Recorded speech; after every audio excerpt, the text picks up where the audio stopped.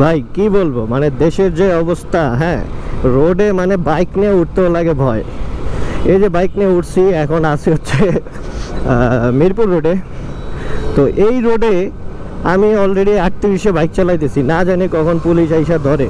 এই যে ভাই যে টান দিছে R15 V4 নিয়ে, উনি না হইলেও 50-60-এ টান দিছে। এখন বিষয়টা হচ্ছে নতুন নিয়ম হয়েছে, নতুন আইন হয়েছে, সিটিতে 30-এর উপরে উঠা যাবে না।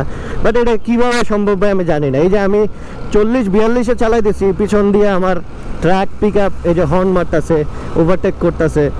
তো আমি 40-এ আছি, সে কততে আছে চিন্তা করেন। তো এখন এই অবস্থায় মানে 30-এ কীভাবে চালাবো ভাই? বাম দিক দিয়ে যদি চালাই, বাম দিক দিয়ে বাস চাপ দেয়, বাম দিকে গাড়ি পার্কিং করে রাখে, বাম দিকে বাস পার্কিং করে রাখে, মানে কি একটা অবস্থা। এভাবে 30 স্পিডে কীভাবে চালাইবো? মানে ফার্স্টে তো তেল নিয়ে একটা কাহিনী ঘটলো বাংলাদেশে।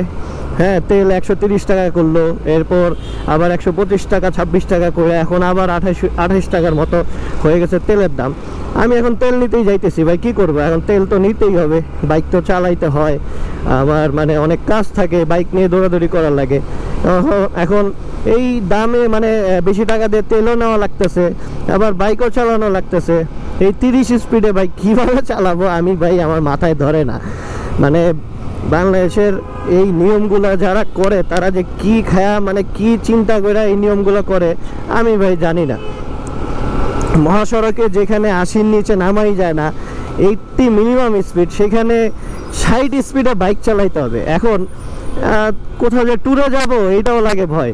দেখা গেছে কোথাও আনাচে কানাচে স্পিড গান নিয়ে দাঁড়ায় আছে, মামলা দিয়ে দেবে। এই ভয়ে যদি আমি চালাইতে যাই, আমি যদি 60 মেনটেন করে চালাইতে যাই, আমার সারাদিন লাগবে। এই যে এইখানে মনে হয় টেকপোস্ট বসাইছে এই যে ধরার জন্য।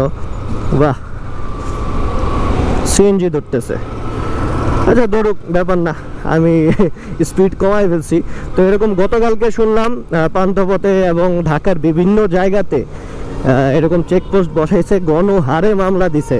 তো এখন স্পিড গান ছাড়া আবার মামলা দিতেছে শুনলাম। তাহলে এইটা কিভাবে তারা মেনটেন করতেছে আমি জানি না। তো অনেকদিন পর আসলে ভিডিও করতে বের হইলাম, ভাবলাম এই বিষয়ে একটু আপনাদের সাথে কথা বলি।